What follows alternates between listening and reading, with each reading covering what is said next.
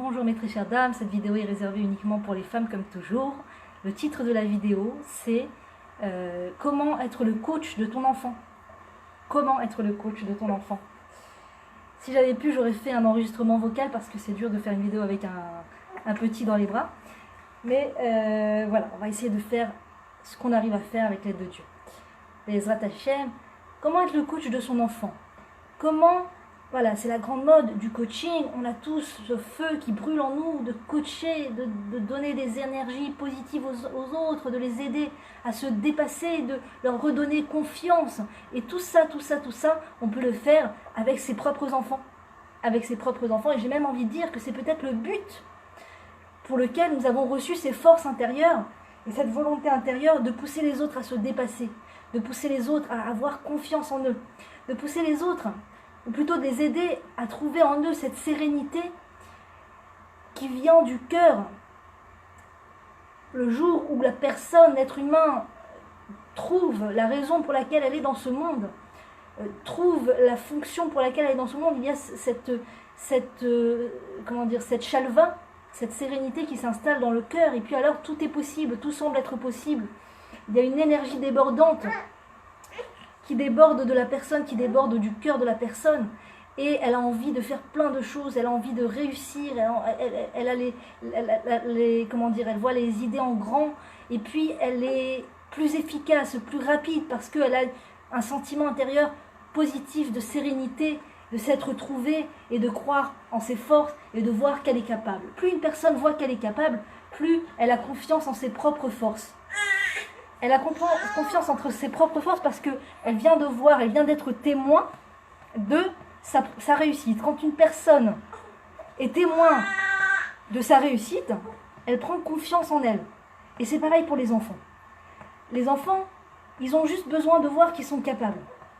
Et pour pouvoir arriver à cette réussite, pour pouvoir se lancer, faire le geste un peu fou de se lancer à faire quelque chose, il faut qu'il soit dans une atmosphère positive, encourageante, et il y a toute une stratégie à mettre en pratique, tout un système à mettre en pratique pour permettre à l'enfant de rentrer dans cette énergie positive. Il faut savoir que on entend des fois les parents qui parlent de leurs enfants en disant ils ne sont pas efficaces, ils ne nous aident pas, ils font rien, ils ne lèvent pas le petit doigt, etc. Toutes sortes de phrases dans ce genre.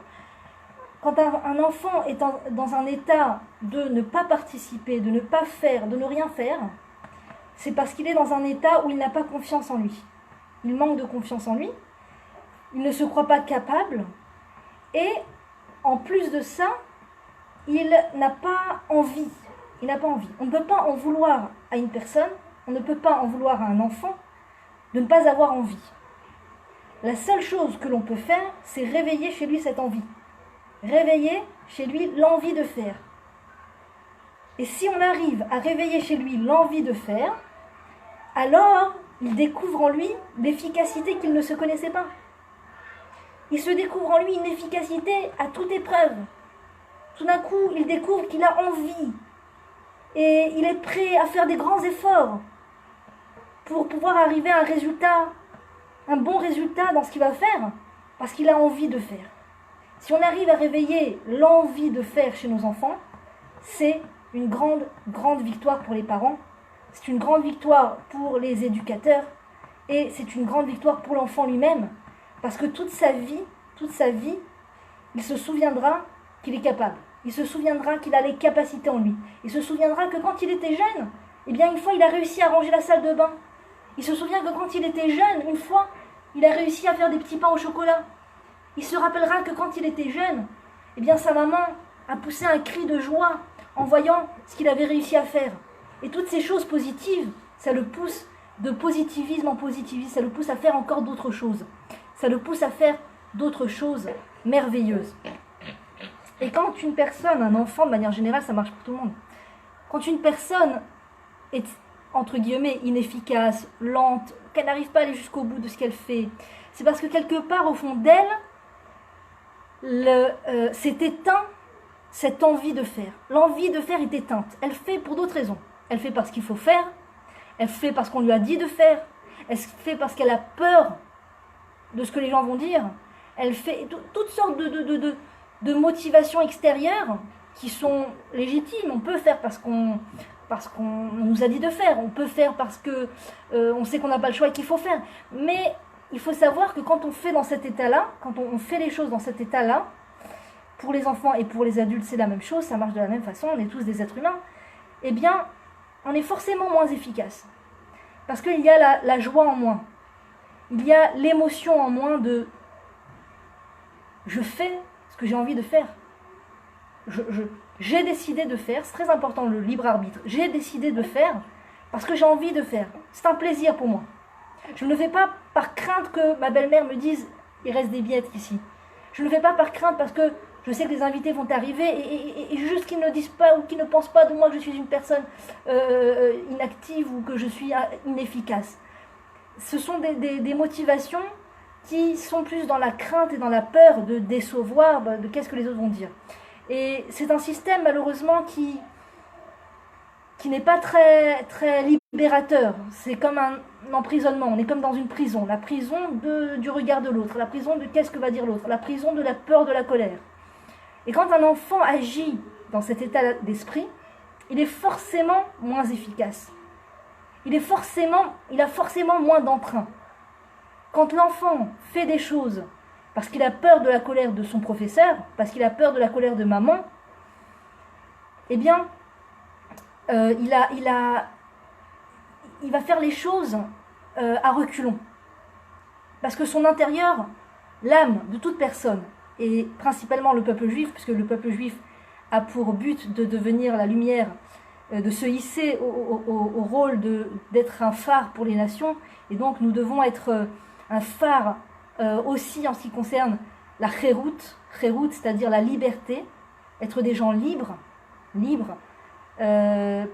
pas de la manière qu'on pourrait l'imaginer, être libre du carcan de la religion, ne pas faire les commandements de la Torah pour être libre, non pas dans ce sens-là. Être libre, on dit en chérout et la be'avodat Hashem, il n'y a pas d'autre liberté que celle de servir son Créateur. Donc bien sûr que la liberté passe par le fait de réaliser les commandements de façon précise, bien sûr, mais aussi d'être des gens libres dans le sens que nous ne sommes pas esclaves de la société, nous ne sommes pas esclaves du camp, dira-t-on, nous ne sommes pas esclaves de nos pulsions animales. Quand une personne se libère de l'esclavage de ses pulsions animales, alors on peut dire qu'elle est libre. Eh bien, quand une personne est libre de cette peur de faire les choses par peur, de faire les choses par pression sociale, de faire les choses parce que on nous oblige à faire les choses, quand elle sort de cet emprisonnement, eh bien, elle a une énergie qui est beaucoup plus positive, une énergie beaucoup plus efficace au final. Au final, on est vraiment efficace. On devient efficace par cette liberté de je fais les choses parce que j'en ai envie. D'ailleurs, on voit que quand un enfant fait quelque chose parce qu'il en a envie, il fait la chose jusqu'au bout, il fait la chose bien, il fait la chose avec beaucoup de sérieux. Par exemple, il veut construire un château en cube sans que personne lui ait dit. C'est pas que maintenant, je sais que par exemple en Israël, on doit, à un certain âge, on doit amener le bébé chez Tipat Halav, pour celles qui sont en Israël, qui savent ce que c'est. C'est-à-dire, c'est comme un centre de pédiatrie, comme ça, qui regarde l'enfant pour voir si son évolution motrice est la bonne, etc. Et un des exercices qu'on donne à faire à l'enfant, c'est de construire de mettre les cubes les uns sur les autres. Il y a des petits cubes comme ça, et on doit les mettre les uns sur les autres. Et la plupart des mamans ont la même anecdote, c'est que le bébé sait mettre des cubes les uns sur les autres à la maison, ou bien il ne le sait pas forcément, mais en tout cas quand la femme lui demande « mets les cubes les uns sur les autres », en général les bébés ne le font pas.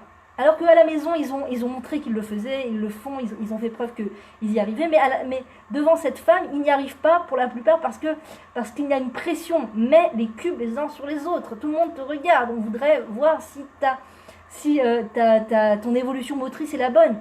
Donc il y a une pression comme ça et l'enfant ne le fait pas, il jette les cubes et donc chaque parent réagit à sa manière. Il peut y avoir la maman qui ressent de la honte, oh mince, mon fils n'a pas su faire preuve est en échec, mince. Et puis il y a la maman qui a de l'expérience et qui ne s'inquiète pas trop et qui se dit c'est pas parce que maintenant il n'a pas réussi à mettre les cubes les uns sur les autres que l'avenir de cet enfant n'est pas est incertain ou quoi que ce soit. Ça ne remet rien en cause, c'est pas parce qu'il n'a pas mis les cubes les uns sur les autres devant la femme et que la femme n'a pas pu inscrire sur le livret qu'il est dans la norme de l'évolution motrice, que ça veut dire qu'il ne va pas évoluer par la suite, ou que ça veut dire qu'il n'est pas en train d'évoluer sur un autre plan. Bref, il n'y a rien aucune inquiétude à avoir, sauf si la femme nous dit qu'il faut aller voir un médecin, et à ce moment-là, parce que pour bien observer si tout va bien, mais en général, ce n'est pas le cas. Donc quand il y a cette pression, il y a moins cette réussite, il y a moins la réussite. Parce que la réussite dépend du regard de l'autre, et donc il y a moins cette envie, cette volonté d'y arriver. Et j'aimerais évoquer avec vous des choses que parfois les parents font, qui mettent des bâtons dans les roues à l'action de l'enfant, à son envie d'agir. Des choses que les parents font, des erreurs par lesquelles nous passons tous. Et j'aimerais donc justement vous faire gagner du temps en nous permettant, en faisant cette vidéo, parce que je la fais pour moi avant tout, pour m'habituer à arrêter de tomber dans ce piège. Et je vais essayer d'évoquer avec vous les actions parfois que l'on fait sans se rendre réellement compte de l'impact que ça a sur l'enfant, qui vont mettre des bâtons dans les roues de l'enfant et dans son envie d'agir, de faire partie des travaux de la maison, etc. D'abord, la première chose, c'est d'avoir des attentes. Avoir des attentes, ça met une pression d'enfer, et l'enfant le ressent, et il a envie de rien faire. Vous savez, des fois, quand on dit à un enfant « nettoie les vitres », il dit « non, j'ai pas envie de nettoyer les vitres, je veux pas nettoyer les vitres, j'aime pas nettoyer les vitres », tout ça.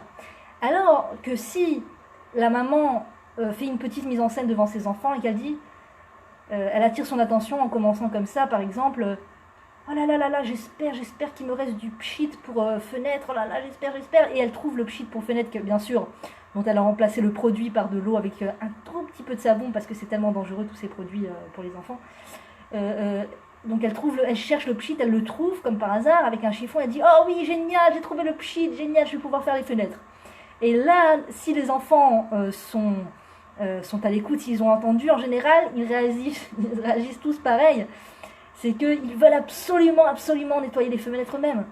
Moi, Annie, Annie, cette volonté-là de Annie, c'est la plus grande victoire pour un parent. Quand il a réveillé cette volonté chez l'enfant. L'enfant a envie. L'enfant a envie. Alors, à ce moment-là, bien sûr, on leur donne le pchit et on leur dit pas non, c'est moi qui le fais, je le fais mieux. On n'est jamais, alors cette phrase à bannir, on n'est jamais mieux servi que par soi-même, d'accord? La mère qui veut absolument la perfection, parce que sinon rien, c'est ou la perfection ou rien. Donc elle ne laisse pas la chance à ses enfants d'essayer, puisque il faut bien passer par l'imperfection pour arriver à la perfection. Et encore, personne n'arrive à la perfection, parce que la perfection c'est Dieu. Donc même la maman n'arrive pas à la perfection.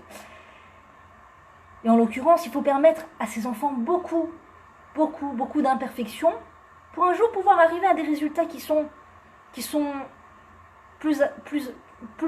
se rapprochent plus de ce qu'on attend. Mais encore une fois, le but c'est pas de chercher de la main d'œuvre. Le but c'est pas d'avoir les fenêtres propres. Le but d'un parent, d'un éducateur, c'est de réveiller l'envie chez son enfant.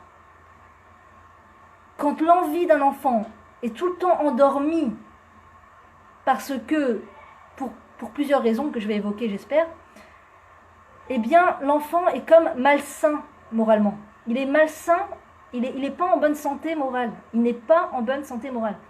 Quand il est en permanence sur un livre, en permanence sur un jeu, c'est important qu'il joue, c'est important qu'il lise.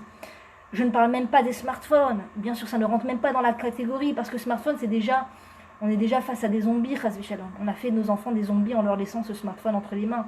Donc ça ne rentre même pas dans la catégorie c'est même plus que l'enfant est malsain moralement, c'est qu'il est entièrement éteint. Il est éteint.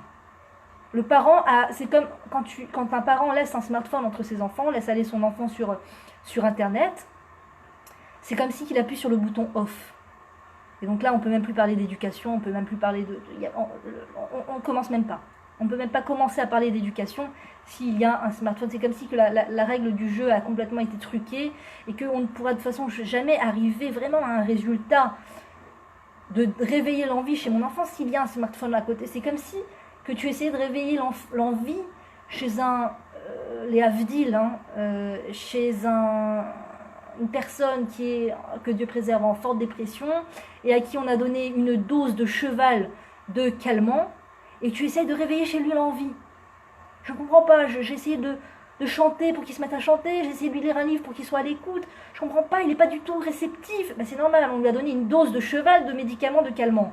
Donc, il ne peut pas réagir, il ne peut pas être dans la réception, il ne peut même pas être dans la joie, il ne peut pas être même pas, il peut même pas, tu veux essayer comment dire, on dit le rire est contagieux, alors tu veux essayer de faire passer chez lui le rire, et tu n'y arrives pas parce que c'est normal, la personne est éteinte par les calmants, elle est éteinte par les calmants. Eh bien, le smartphone, c'est pas une dose de cheval, c'est une dose d'hippopotame, une dose d'éléphant de calmant pour l'enfant et pour l'adulte. Donc on ne peut même pas chercher à réveiller l'envie chez une personne qui a un smartphone entre les mains. Moi je me souviens quand j'étais jeune, je me souviens de ces sursauts d'envie complètement matraqués par la télévision. Je m'en souviens comme si c'était hier, quand j'étais jeune. Il y avait la télévision à la maison, bien entendu, il y avait tous ces dessins animés, surtout pendant les vacances, ils nous matraquaient de dessins animés, et puis à les périodes des fêtes, de Noël, etc. Ils nous matraquaient de pubs, de jouets pour des poupées et tout. Et je me rappelle que j'avais comme des sursauts d'envie de faire des choses. Et tout d'un coup, je retombais dans la fixation de l'écran. Et je me disais, tiens, j'aimerais bien aller jouer au toboggan. Et puis j'étais tellement hypnotisée par l'écran que je n'arrivais même pas à bouger. Je n'arrivais même pas à me lever. Tiens, j'aimerais bien aller jouer avec ma poupée. Et puis hop, j'étais matraquée par l'écran. Attends, qu'est-ce qu'il va y avoir après? Attends, la prochaine pub. Attends, le dessin animé, il y a la suite. Attends, il y a le prochain épisode à la fin. Voilà, ça rend fou. Ça hypnotise, ça rend zombie, donc on ne peut même pas rentrer dans une discussion, dans un débat de comment faire pour éduquer nos enfants et comment faire pour leur donner l'envie, tant qu'il y a ces maudits écrans entre les mains de nos enfants. Moi je dis 0% d'écran, 0% d'écran. On veut leur donner 1%, 2%, une fois dans la semaine, un petit film qui dure, un film toranique, un film en rapport avec la paracha, un film 10 à 20 minutes, une fois par semaine, grand maximum, et encore, je déconseille fortement. Mais peut-être, voilà, pour celle qui voudra ne pas passer de tout à rien, peut-être une fois par semaine, il y a plein de sites pour les enfants avec des films toraniques ou des émissions toraniques, qui parlent de Torah, qui expliquent la paracha de la semaine et tout ça. Il y a le site, je crois, de Torah Box qui fait des choses pour les enfants. Il y a une section qui s'appelle Enfants, Yeladim, sûrement, sur Torah Box. Et il y a aussi le merveilleux Michael qui nous a quittés, Zecher Tzadik Livracha, qui avait mis en place une émission sur la paracha. La paracha, je ne sais plus comment ça s'appelle. La paracha pour les enfants, peut-être. Il a fait, avant de quitter ce monde, il a fait un travail extraordinaire pour permettre aux enfants d'accéder aux enseignements de la paracha avec une émission très très ludique. Et Boubache, voilà, Boubache ça s'appelle. Boubache, avec des petites marionnettes extraordinaires. Il donne envie aux enfants de connaître la paracha, tout ça. À la limite, une fois par semaine, et tout le reste du temps, que l'écran ne soit pas dans la maison, que les enfants ne soient pas à la recherche de cet écran, que les enfants ne sachent même pas qu'il y a un écran. C'est l'écran, vous pouvez dire que c'est l'écran du travail de papa ou de maman, qu'on a le droit d'amener à la maison qu'une fois par semaine, le vendredi, avant Shabbat. On montre quelques feuilletons intéressants sur la Torah, à la limite. Mais on peut tout à fait arriver à 0% d'écran, c'est tout à fait faisable, il suffit d'avoir la volonté et surtout la conscience de ce qu'on appelle en hébreu Miwa Chacham Aroé et Anolad, qui est la personne intelligente, celle qui voit ce qui va venir, ce qui va naître, ce qui va arriver d'une action, d'une bonne ou d'une mauvaise action. Donc quand tu réfléchis un peu à ce qui va arriver du fait de laisser un écran entre les mains des enfants, quand tu réfléchis un peu à la catastrophe que c'est, tu regardes les Hitbonen, Baïladim Acherim, d'observer les autres enfants qui eux malheureusement ont des smartphones. Moi quand je vais dans la rue ou à la sortie des écoles ou dans un centre commercial et que je vois ces enfants hypnotisés par des téléphones, j'ai l'impression que Dieu préserve, allez-nous, de passer dans un cimetière pour enfants, quoi. J'ai l'impression de passer dans un cimetière pour enfants. Et allez savoir ce que ces enfants voient. Allez savoir ce que les images terribles sur lesquelles ces enfants tombent. Moi, une fois, on était comme ça dans un hôtel, et il y avait des activités pour enfants. Et tout, je sais que nos enfants, quand on est arrivé, Dieu merci, ils ont attendu l'activité toute la journée, ils ont attendu, ils ont regardé la montre, ils nous ont demandé quelle heure il est pour savoir quand est-ce que l'activité allait arriver. Enfin, l'activité est arrivée, d'autres enfants ont couru vers l'activité, on voit tous les enfants courir vers l'activité. Et je vois un enfant dans le lobby, comme ça, scotché au fauteuil. Je m'approche un peu, bien sûr, il avait la tête comme ça, donc sur son écran. Je m'approche un peu et je le vois un enfant de 4 ans, en train de voir des clips musicaux, mais d'un manque de pudeur, mais effrayante, assommante. J'ai eu tellement mal au cœur, j'ai commencé à lui parler. Je dis, mon chéri, il y a l'activité qui a commencé. Il n'a même pas bougé la tête. L'enfant n'a même pas levé la tête. Il a fait un coup d'épaule comme ça, et puis il est retombé dans son truc et tout. Et là, je dis, il faut faire quelque chose. En tant que parent, il faut... quitte à entendre des crises de pleurs, un petit moment, en général ça ne dure pas plus qu'un jour, en général, ça dépend de l'âge et le niveau d'addiction de l'enfant, mais en général un enfant, si on arrive à lui faire oublier, en général il oublie vite. Moi je connais quelqu'un, ils ont décidé avec son mari de faire de retirer tous les écrans de leurs enfants, de tous les âges, et ils ont décidé de faire un budget cadeau. Ça veut dire qu'ils achètent tous les vendredis un nouveau jeu de société. Je sais que c'est beaucoup tous les vendredis, mais comme ils ont retiré quelque chose dont les enfants avaient l'habitude, alors ils l'ont promis comme une récompense. Et ça marche. Les enfants ne demandent même plus l'écran. Et tous les vendredis, ils leur achètent un jeu de société, des boîtes de Playmobil, quelque chose de nouveau. Je ne dis pas qu'on va tomber dans le surachat avec les enfants, et que si on leur achète pas une tonne, ils vont jamais accepter de ne pas avoir des smartphones. Je dis pas, je pense qu'on peut tout à fait avoir confiance en leur capacité à surmonter le fait de ne pas avoir des smartphones, mais je pense que ça vaut le coup de passer par le fait de leur offrir des cadeaux pour leur faire oublier ce smartphone et cet écran. Voilà comment je pense que cette génération est en demande de sauvetage de la part des adultes de ce monde. Soyons des adultes, soyons l'homme de la situation, comme on dit. Quand il n'y a pas d'homme, tishtadel liot ish, she'en ish, tishtadel liot ish. Quand il n'y a pas de personne responsable, sois responsable. Sois la personne responsable. Joue le rôle, prends la responsabilité sur tes épaules. De faire ce qu'il y a à faire pour libérer nos enfants de ces écrans, qui les hypnotisent, qui les tordent, qui leur tordent l'esprit, ils voient des choses terribles. Et je vais vous dire, c'est une bombe à retardement. C'était pas le sujet c'était comment coacher ses enfants, mais c'est une bombe à retardement. On pense gagner du temps, on pense se rendre service, parce que pour l'instant ils sont petits, et ça me donne du silence, et ça me donne de la possibilité de faire ce que j'ai envie de faire, de cuisiner, j'ai mon silence, je peux boire tranquillement, manger tranquillement, lire un livre tranquillement, ils ne me dérangent pas parce qu'ils sont sur leurs écrans. L'adolescence qui va suivre ce mauvais traitement, l'adolescence qui va suivre, l'âge adulte qui va suivre, qui va découler de cette faiblesse à leur avoir laissé des écrans entre les mains, devant les yeux, va être tellement difficile. Et on peut l'observer déjà aujourd'hui, les femmes témoignent par milliers sur les réseaux sociaux.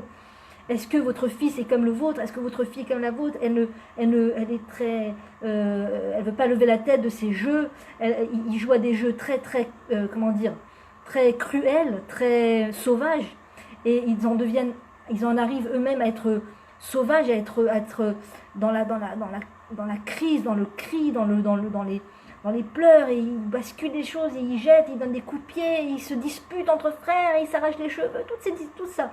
Et tout ce qu'on peut entendre, c'est le découlement le fait de les exposer à des choses qui sont mauvaises pour eux, ou le fait de les exposer tout court, parce que quand un enfant s'arrête d'être dans son énergie d'agir, pendant une période, c'est comme si que Dieu préserve, tu étouffes quelqu'un, quand tu enlèves le coussin que Dieu préserve, s'il est encore de ce monde, il va prendre une Une grande respiration. Donc, quand un enfant, on l'éteint avec ce téléphone. Au bout d'un moment, quand on enlève le téléphone, c'est normal qu'il y ait une réaction de crise. C'est normal. Et il ne faut pas avoir peur de cette crise, justement. Il faut être responsable et ne pas être accro au silence, accro à la sérénité, à la tranquillité. Celui qui est accro à la tranquillité, c'est une faute. C'est une faute. C'est une faute envers l'enfant. Être accro à sa tranquillité, c'est je faute envers mon enfant. Et c'est une bombe à retardement. Parce que l'explosion qui passe par après, au final, tout le temps que j'ai cru gagner, tout le silence que j'ai cru gagner, au final, le parent ne peut plus dormir sur ses deux oreilles, n'est plus tranquille, vu le niveau d'immoralité dans lequel son enfant peut tomber à cause de toutes ces vidéos et de toutes ces choses. Donc il est toujours possible d'agir. Il n'est jamais trop tard. Ça, c'est ce qu'il faut se dire. Il n'est jamais trop tard pour agir. Jamais trop tard pour changer une mauvaise habitude. Jamais. Tant qu'on dit en hébreu, Kol hazman she'aner dolek efshar letaken. Tant que la lumière est encore allumée, on peut réparer. On peut réparer. Donc tant que la personne est encore en vie, elle peut réparer. Peu importe l'âge. Peu importe l'âge. Ça me fait penser, on avait fait un jour je m'étais inscrite à un cours de psychothérapie comme ça avec un RAF psychothérapeute pendant toute une année. Et il y avait toutes sortes de femmes, des mamans toutes jeunes avec des enfants tout jeunes, et puis il y avait des femmes dont les enfants étaient déjà adolescents, et puis des femmes qui ont déjà marié leurs enfants, et puis il y avait une femme qui avait l'air d'avoir, je ne sais pas, 100 ans peut-être, 100 ans, et elle était là, et elle buvait les paroles, et elle avait un visage, une lueur dans les yeux et sur le visage, digne d'un enfant, tellement elle absorbait, et je me suis dit, il n'y a pas d'âge pour apprendre, il n'y a pas d'âge pour évoluer, il n'y a pas d'âge pour faire avancer le monde, il n'y a pas d'âge pour pouvoir espérer changer, évoluer et avoir une meilleure vie et permettre aux autres autour de nous d'avoir une meilleure vie, etc. Il n'y a pas d'âge. Donc il n'y a certainement pas d'âge pour retirer ces écrans, et puis il faut compenser avec des cadeaux, avec des compliments, avec une présence, lire un livre, une présence, jouer à un jeu avec son enfant, une présence comme faire des balades avec les enfants. Je parle pour compenser des écrans. S'il n'y a pas d'écran, on n'a pas besoin de compenser quoi que ce soit. On peut avoir on est occupé à s'occuper du bébé qui vient de naître, on est occupé, voilà, on n'est pas forcément à 100% avec l'enfant, à jouer avec lui et tout. Il n'y a aucun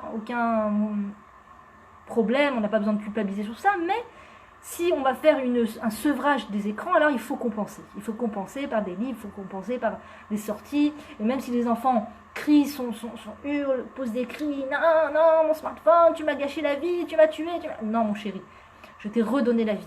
On n'est pas obligé de lui dire, mais de le penser très fort dans son cœur. Mon fils, je sais que c'est une période de souffrance, comme tout sevrage,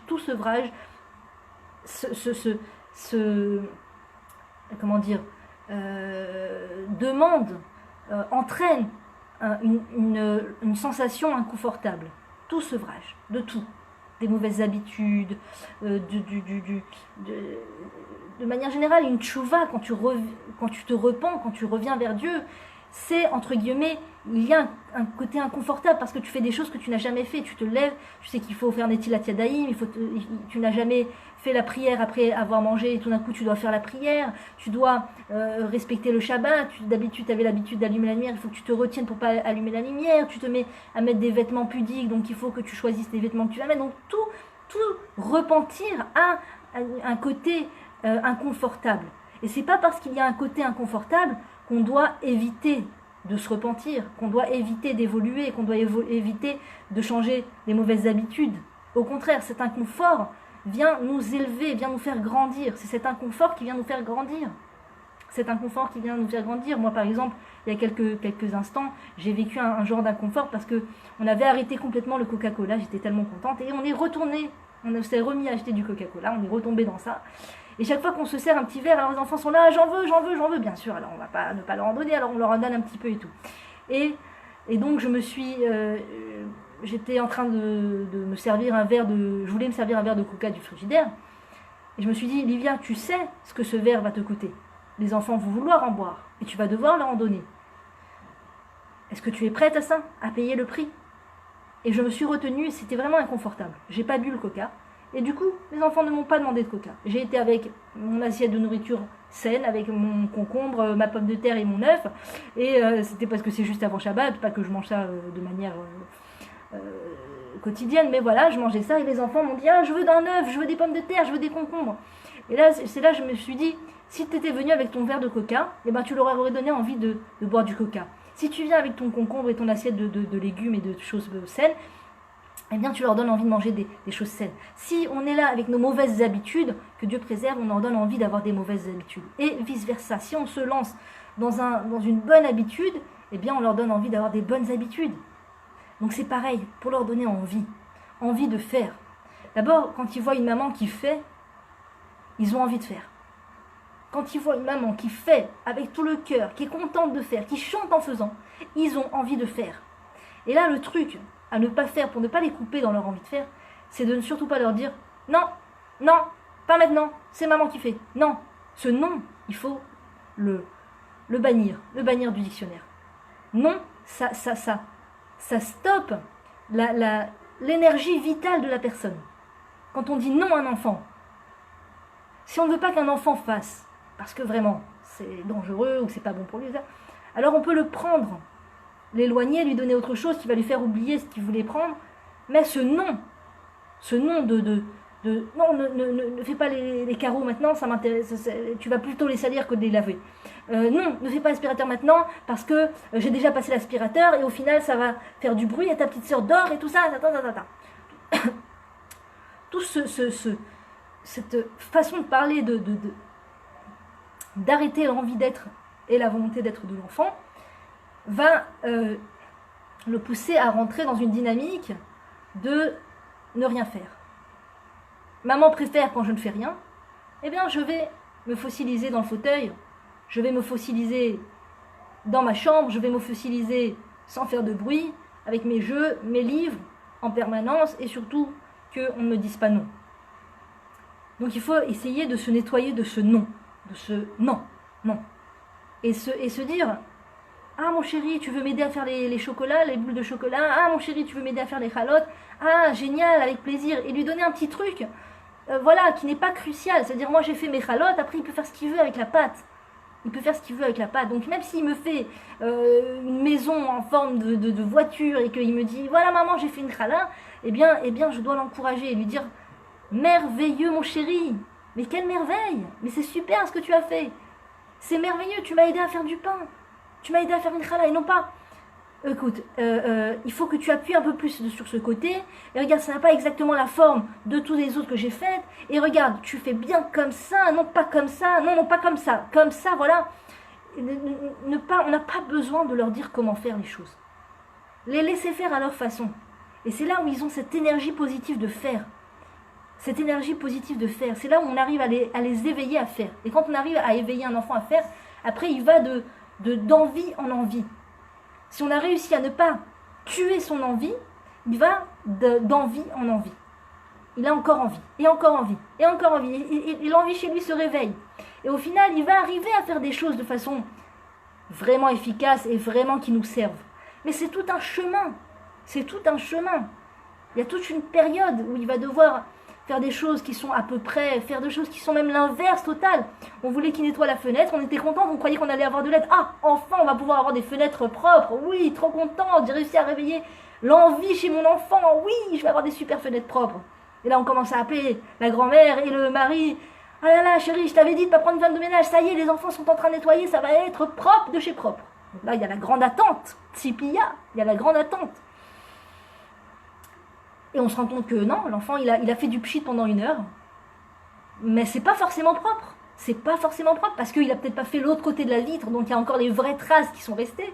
Donc il y a un côté de la vitre qui est vraiment propre, et puis de l'autre côté qui est encore vraiment dégueulasse, et donc on voit encore les taches. Ou alors, il a fait des tâches avec ses mains, tout simplement. Il a fait des tâches. Pour lui, il nettoie, mais il a fait des tâches. Et là, il faut se taire. Se dire que le résultat est moins important que le moral de mon enfant.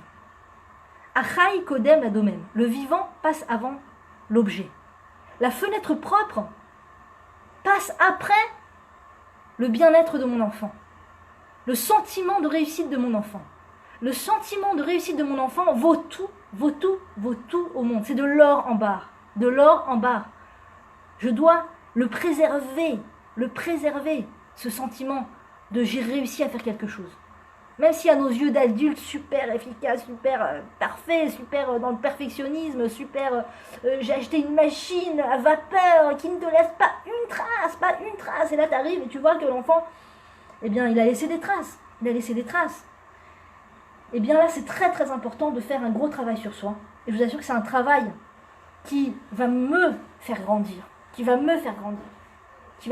m'aider à être un être plus sociable, plus, agréable aux créatures.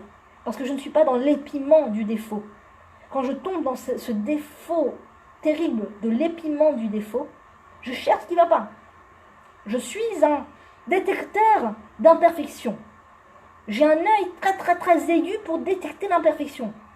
Bien, autant vous dire que c'est une réelle souffrance pour toutes les personnes qui rentrent en contact avec cette personne, qui sont en contact avec cette personne de près ou de loin, qui soient les fonctionnaires de ce boss qui voient que les défauts, que je sois la belle-fille de cette belle-mère qui voit les défauts, ça arrive, ça peut arriver à tout un chacun.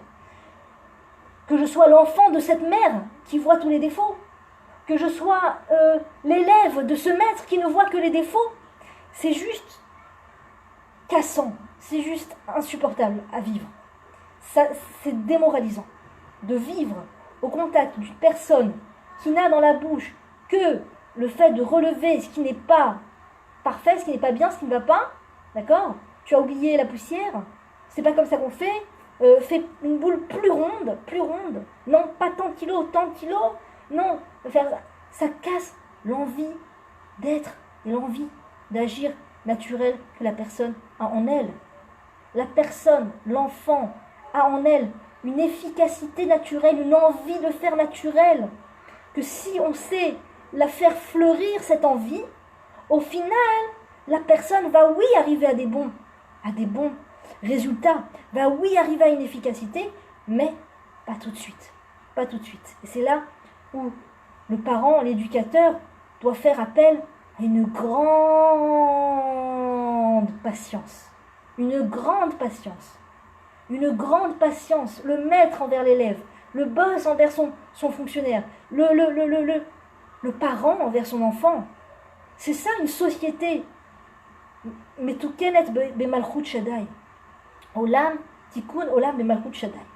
La réparation de ce monde en lien, en connexion avec le Créateur, c'est-à-dire la réparation de ce monde passe par le fait que celui qui est au-dessus, entre guillemets, c'est-à-dire le boss, la maman, les grands-parents, les beaux-parents, etc., le professeur, sont dans un état de patience envers la personne qui apprend d'eux.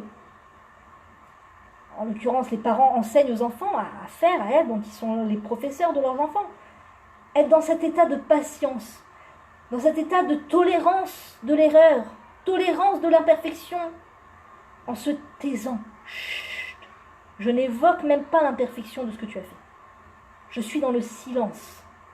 Je suis dans l'émerveillement de ce qui a, oui, réussi à être fait.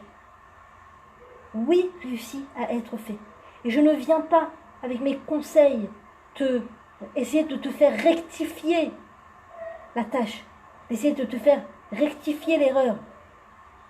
Alors, c'est pas seulement je me retiens de dire ce qui ne va pas, je me retiens aussi de donner des conseils, c'est-à-dire, non pas seulement, ah, tu as laissé une poussière dans le coin, mais aussi, pas non plus dire, viens, je vais t'aider, je vais te montrer comment on met cette dernière poussière que tu as laissée sur le côté, comment on la met aussi dans l'aspirateur ou dans la poubelle.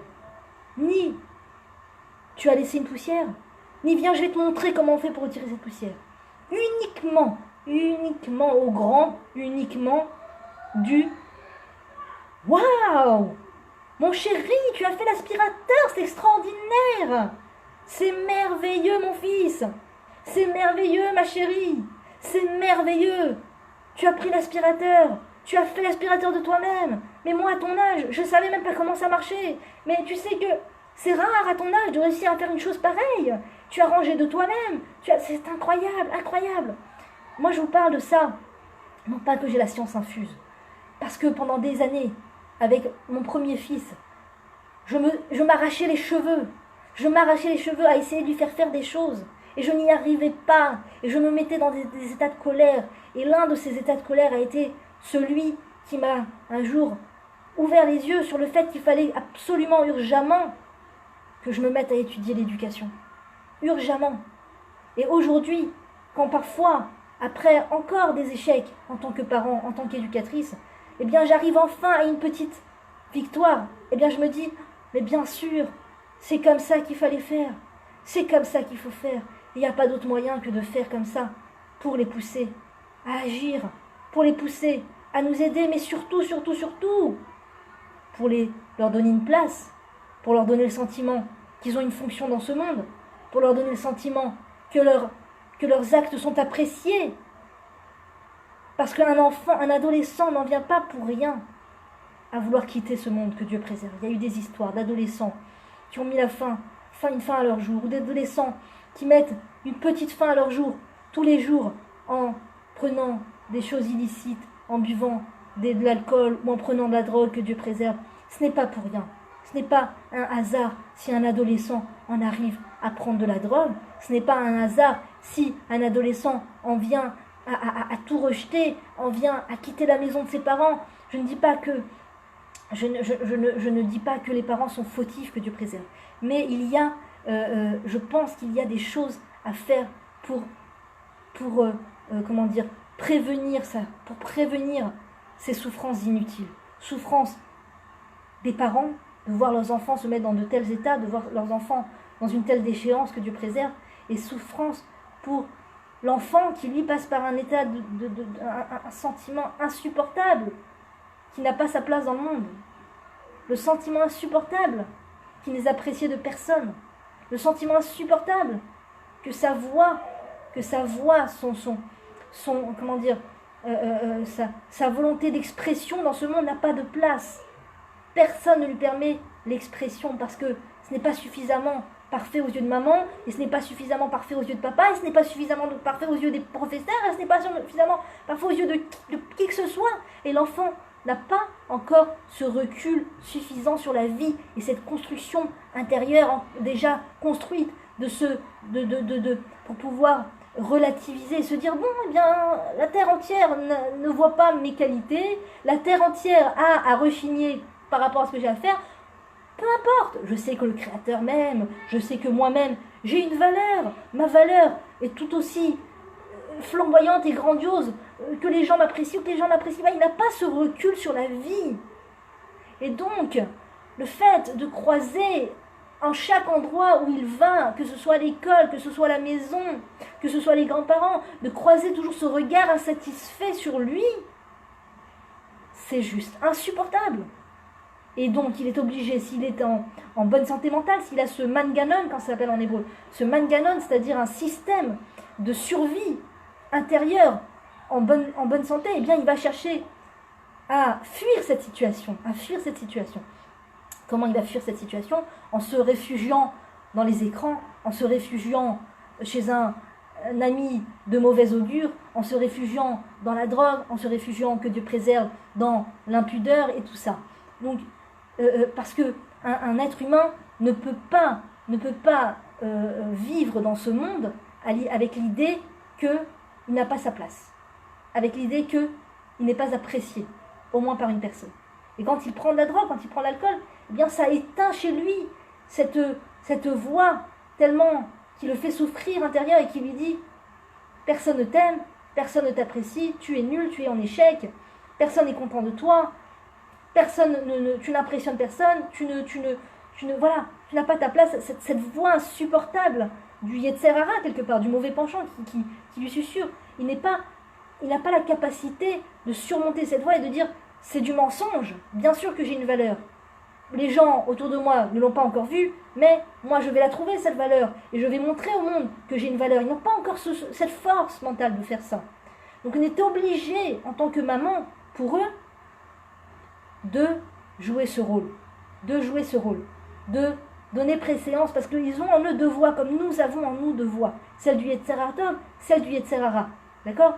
Le Yetzer Tov, c'est-à-dire le bon penchant, le Yetzer Hara, c'est le mauvais penchant. Le bon penchant me dit, tu es une maman exceptionnelle, tu es une maman en or, tu as une valeur extraordinaire, tu es aimée de Dieu, tu es aimée par le monde, tu es aimée, sinon tu n'aurais pas été en vie. Si Dieu ne t'avait pas aimé, il ne t'aurait pas donné la vie. S'il ne t'avait pas aimé, il n'aurait pas continué à te donner vie tous les jours.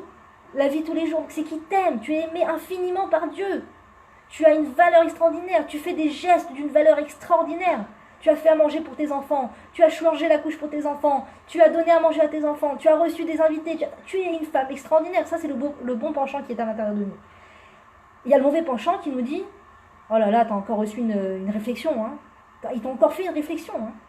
C'est à croire que tu vaux rien. Mais tu vaux rien alors. S'ils t'ont fait une réflexion, c'est que tu vaux rien. Et ce que tu fais n'a pas de valeur, puisque personne te dit que c'est bien. Puisque tu ne fais pas la une des journaux, c'est donc que tu n'as pas de valeur. Tu n'as pas de valeur.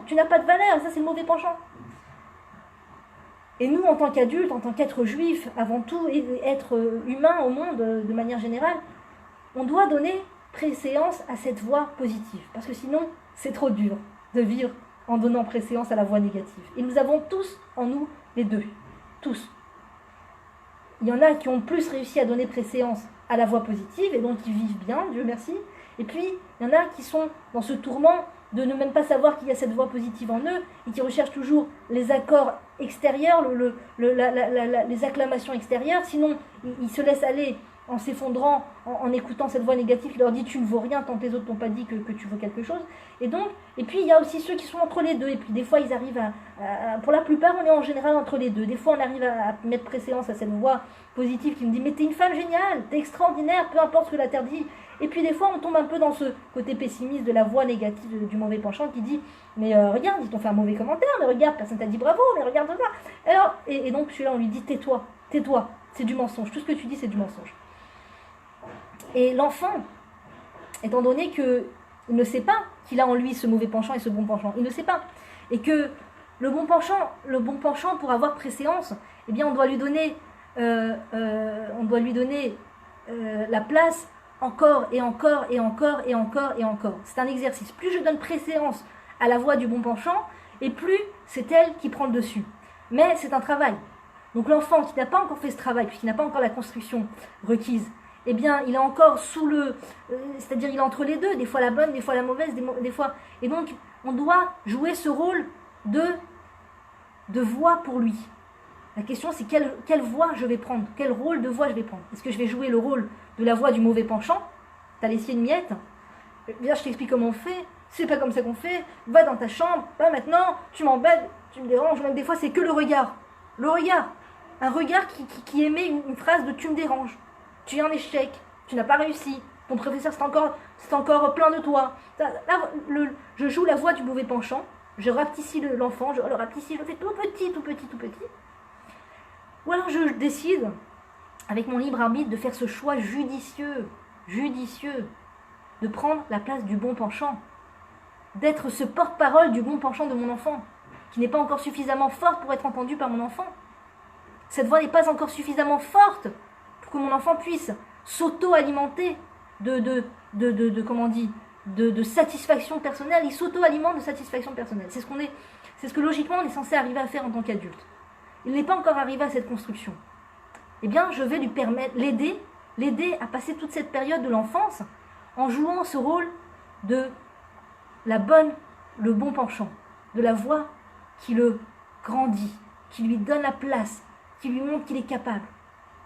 Mon chéri, ce que tu as fait est extraordinaire. J'ai vu ce que tu as fait. Quel dessin merveilleux. Quel détail extraordinaire. J'aime beaucoup le détail que tu as dessiné dans le nez du bonhomme et cette couleur que tu as utilisée. Détaillée, pourquoi? Pas seulement, ah, c'est génial ce que tu as fait, et passer à autre chose. Ah, super, et passer à autre chose. Ah, joli dessin, et passer à autre chose. Il faut détailler. Fais voir ce poisson que tu as dessiné, mais on dirait un vrai. J'ai l'impression de regarder un aquarium. Ça manque pas on manque pas de compliments. La créativité de l'art du compliment ne manque pas.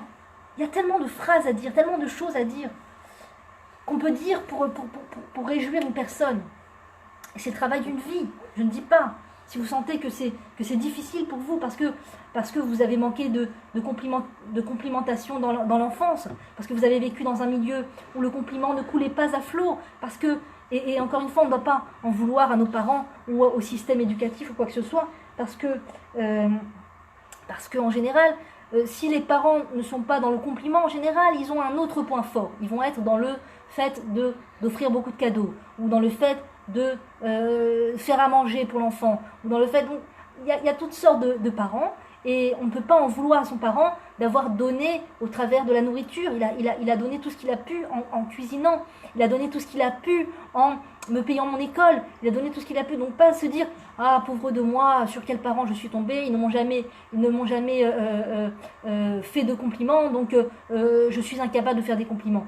Non, j'ai eu des parents extraordinaires parce qu'ils ont su me donner à manger, ils ont su exprimer leur amour au travers du point fort dans lequel ils étaient forts, et moi, je vais rétablir cette connexion déconnectée, peut-être dans les générations précédentes, je ne sais pas à quel moment, où on a arrêté de complimenter, où on a oublié de complimenter. Je vais réparer cette chose-là. Je ne vais pas être en déception et en position de victime vis-à-vis de mes ancêtres. Je vais être dans une volonté d'action, de réparer ce manque de compliments. Réparer. Il faut savoir que quand on fait ce qui s'appelle un tikkun, une réparation dans ce monde, au niveau de l'éducation, au niveau de quelque chose qu'on n'a pas reçu et qu'on va s'efforcer de donner à mes enfants, je n'ai pas reçu, par exemple, de patience, d'accord ? Disons que j'ai eu des parents qui étaient impatients, eh bien, en effet, je vais sentir que c'est très très difficile pour moi le yin de la patience, eh bien, je vais me travailler sur ma patience pour mes enfants. C'est ce qui s'appelle une réparation, un tikkun, au niveau de l'éducation, au niveau des chaînes. C'est-à-dire qu'il y a eu des chaînes d'ancêtres où il n'y avait pas de patience, et encore pas de patience, et encore pas de patience. Ça fait un effet de boule de neige où il y avait un manque de patience vraiment, vraiment impressionnant. Et moi, en tant que maillon de la chaîne, je dois dire stop à l'impatience. Stop à l'impatience. Je décide de réparer. Et quand je fais ce travail qui est extrêmement difficile, je répare pour toutes les générations à venir. C'est-à-dire que je vais faire tellement un effort sur moi de patience que mes enfants vont absorber la patience et ils n'auront plus besoin d'être dans cet état d'effort inhumain, insurmontable pour leurs enfants, que si jamais ils n'ont pas réussi à faire cet effort, eh bien, l'impatience va encore passer de génération en génération jusqu'à quelqu'un qui dit stop à l'impatience. Il faut savoir que j'imagine que plus ça passe d'un maillon à l'autre, plus ça s'amplifie. Donc, il faut altérer ces mauvaises habitudes, ces défauts. Ça vient de moi, ça vient des générations précédentes, c'est pas la question. La question, c'est qu'est-ce que je fais pour stopper ça, pour arrêter cette mauvaise habitude. Donc, il y a eu par exemple un manque de complimentation, il y a eu un manque de faire participer les enfants en les complimentant et en étant dans une situation positive. Eh bien, je vais prendre sur moi de faire cette réparation. Voilà, il y a encore plein de choses à dire sur les choses à ne pas faire et à faire, mais je pense que ça va faire une bonne petite période où je parle, et donc on se rapproche du Shabbat. N'hésitez pas à partager cette vidéo si ça vous a parlé, si vous pensez que ça peut éclairer les autres. N'hésitez pas, faites profiter les autres en appuyant sur ce petit bouton de partage. Ça ne mange pas de pain, c'est gratuit et ça éclaire le monde comme moi. Quand j'ai reçu ces enseignements, Dieu merci, ma vie, je suis sortie de l'obscurité dans un monde de lumière. Pas que j'ai réussi à mettre facilement et rapidement tout ça en pratique, c'est une vie. Mais quand on a la connaissance, quand on a la conscience, c'est juste un autre monde, c'est une autre vie. C'est une autre vie, une autre vie. Donc que Dieu nous aide à réussir à être les coachs positifs de nos enfants. Que Dieu nous mette dans nos yeux de la bienveillance vis-à-vis de tout ce qu'ils font. Et qu'on puisse toujours avoir un bon regard sur eux. Et ne pas les juger, ne pas les mal juger. Parce que le mauvais regard qu'on a sur eux, ça c'est un des bâtons qui se met dans la roue des capacités de notre enfant. Quand j'ai un mauvais regard sur mon enfant, quand je dis des phrases du genre fais ce que je te dis, écoute-moi bien. Écoute-moi bien, comme si que l'enfant n'a pas la capacité de m'écouter, de faire ce que je dis. Donc quand je lui dis, écoute-moi bien, fais ce que je te dis, pourquoi tu fais pas ce que je te dis, tais-toi, écoute-moi, maintenant tu fais ce que je te dis, etc. C'est comme si que je disais à l'enfant, si je ne suis pas là pour te dire, fais, tu es incapable de faire, alors que c'est faux, c'est faux. L'enfant est capable de faire. Il a une énergie atomique en lui pour agir. Mon travail, c'est juste de libérer cette énergie atomique, d'ouvrir la porte à cette énergie atomique en ne faisant que complimenter, voir ce qu'il a réussi à faire. Des fois même, il y a des parents qui disent « Mais c'est pas beau, je ne vais pas lui dire que c'est beau. » C'est du mensonge. « C'est pas propre, je ne vais pas lui dire que c'est propre. C'est pas rangé, je ne vais pas lui dire que c'est rangé. Il a eu des mauvaises notes, je ne vais pas lui dire qu'il a des bonnes notes. » Eh bien si, invente. Moi je pense que ce n'est pas une invention, je pense que ce n'est pas du mensonge, mais c'est encore un thème long à aborder. Je pense sincèrement que ce n'est pas du mensonge, c'est juste une question de voir les choses, c'est juste une question de subjectivité, d'accord? Quand je dis c'est sale, c'est pas objectif, c'est subjectif. C'est subjectif, c'est en rapport avec ma vision de la propreté. Il a reçu une mauvaise note vis-à-vis de quoi? Vis-à-vis du rêve que tu as dans la tête, vis-à-vis de l'illusion dans laquelle tu es, que ton enfant doit avoir un sang. Alors oui, à côté de ton sang, c'est vrai que c'est nul. Mais à côté du fait qu'il vient d'apprendre à lire et à écrire, à côté du fait qu'il vient d'apprendre à comprendre ça, même s'il a un 4 sur 100, c'est déjà ça. C'est déjà ça. C'est déjà ça, vraiment, je vous assure. Donc c'est juste subjectif. Est-ce que c'est bien ou c'est pas bien? Maintenant, est-ce que moi, je vais... Alors donc c'est pas mentir. C'est pas mentir. Quand je dis c'est sale, alors que j'ai l'impression... C'est-à-dire, quand je lui dis c'est propre, alors que dans mon cœur je pense c'est sale, c'est pas du mensonge. C'est juste que j'ai une vision de la propreté qui est dans le perfectionnisme. La maladie de la génération qui s'appelle le perfectionniste et qui enquiquine tout le monde. Et toute la terre entière, et moi-même, à commencer par moi-même, puisque je ne suis jamais satisfaite de moi, puisque je n'arrive jamais à la perfection, puisque la perfection, c'est Dieu. Donc ce perfectionnisme nous enquiquine la vie, il enquiquine la vie des gens autour de nous. Et il émet beaucoup de déception vis-à-vis de l'autre. Les gens sentent qu'on est déçus d'eux, parce qu'on est dans le perfectionnisme, dans l'attente de la perfection. Donc, quand je dis à mon enfant, je pense c'est sale, parce que j'ai la petite photo du catalogue, en vérité, c'est pas vrai.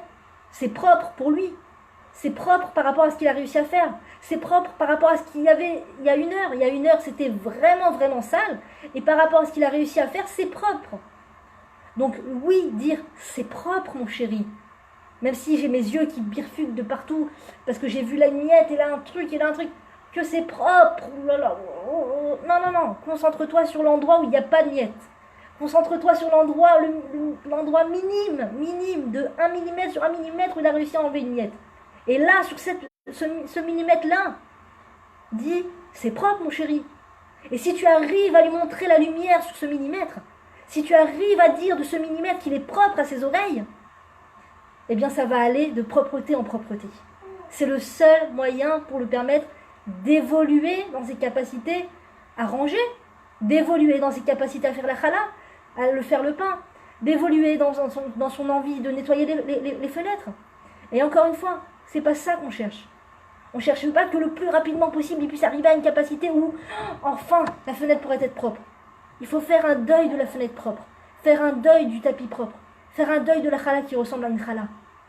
Parce que le jour où il y arrivera vraiment, ça sera peut-être le lendemain du mariage.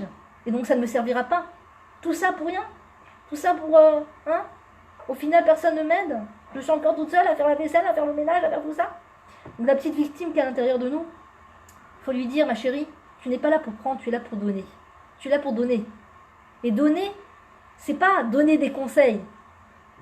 Je vais te montrer comment on enlève la miette que tu n'as pas réussi à enlever, que tu n'as pas été capable d'enlever.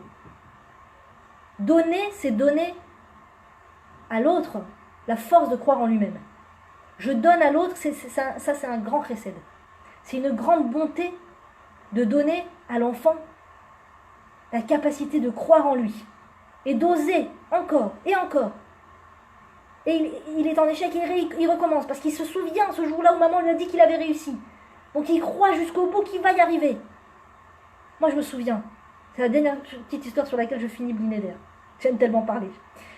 Je me souviens que quand j'étais petite, je devais avoir 5 ans, j'étais dans ma chambre et alors que pendant la phénoménale sieste de ma petite maman chérie du Shabbat, c'était toujours l'heure où j'avais envie de faire plein de choses folles.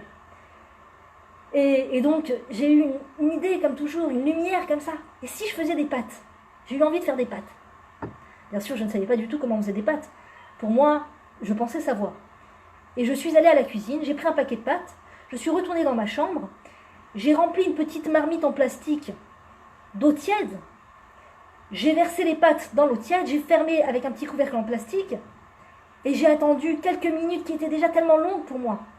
Quelques minutes où je me retenais d'ouvrir le couvercle. J'attendais, et puis au bout d'un moment, c'était trop long, j'ai enlevé le couvercle en attendant à trouver des pâtes prêtes, comme celles que ma maman savait faire. Et j'ai goûté une pâte, et jusqu'à aujourd'hui, je me souviens de la matière que ça avait dans la bouche, et de la déception que j'ai ressentie en réalisant que je ne savais pas du tout faire des pâtes. J'espérais de moi tellement arriver à faire des pâtes, et je n'y suis pas du tout arrivée. C'était tellement médiocre comme résultat. J'ai senti un grand échec. Et dernièrement, j'ai réussi à faire des pâtes. Il n'y a pas longtemps, j'ai réussi à faire des pâtes pour mes enfants.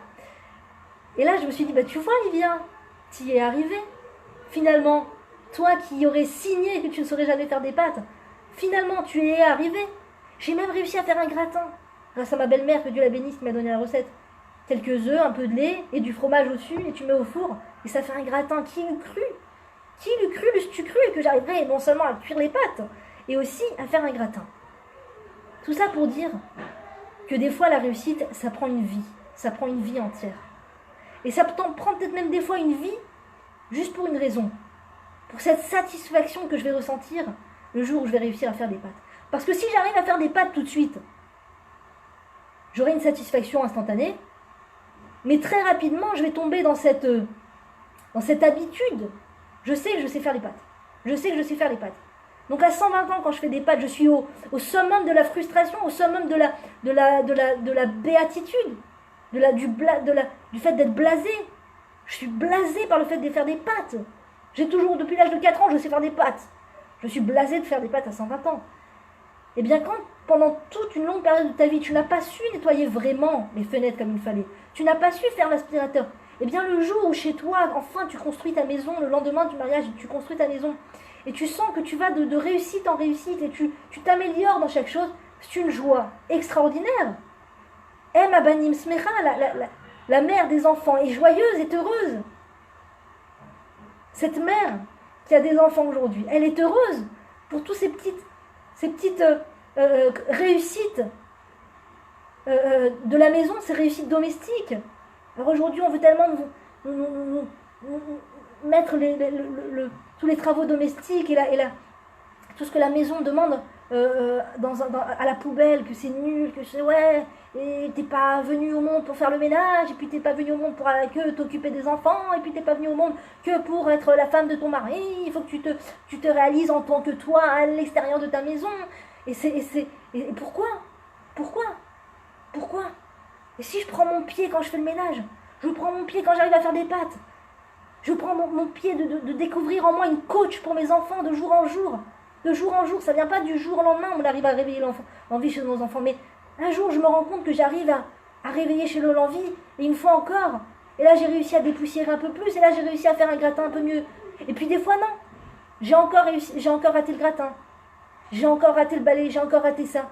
Mais après, je reprends des forces et je me dis pourquoi pas. Et puis c'est une satisfaction extraordinaire. Et les enfants ressentent cette satisfaction. Par exemple, tout à l'heure, tout ce que je dis, ce n'est pas naturel. Tout ce que je dis, c'est vraiment des choses sur lesquelles j'ai beaucoup, qui me demandent énormément d'efforts. Dernièrement, puisque je n'avais pas beaucoup de temps pour moi, comme je vous l'ai expliqué, j'étais très immobile. Je ne faisais pas grand-chose à part m'occuper de ce petit. Dieu merci. Donc j'étais très immobile, je ne faisais pas grand-chose. Et là, j'ai été chez notre rabbinite, que Dieu la bénisse, qui est un exemple d'énergie extraordinaire, que Dieu la bénisse. Et j'ai vu tout ce qu'elle faisait. Elle était levée depuis très très tôt le matin. Elle reçoit tous les gens de la communauté qui viennent dans sa souka pour manger tous les matins de Soukot. Et elle a une énergie extraordinaire. Et elle fait des tonnes de nourriture. Et puis une énergie extraordinaire. Et puis un optimisme extraordinaire. Et quand je rentre chaque fois de chez elle, son énergie me communique. Et là, dès que mon petit a fermé les yeux un petit peu, je me suis dit, tiens, j'ai envie de faire le frigidaire. Non, je me suis même pas dit j'ai envie de faire le frigidaire. J'ai ouvert le frigidaire, puis j'ai vu un truc qui était vraiment moisi. Et là, j'ai sorti un sac plastique et je me suis dit, tiens, je vais jeter ça, ça sera une bonne chose de faite. Et de fil en aiguille, j'ai dit, ah, et si je jetais ça aussi? Et puis tiens, ça. Et puis si je nettoyais un petit peu, et si je passais un peu le chiffon?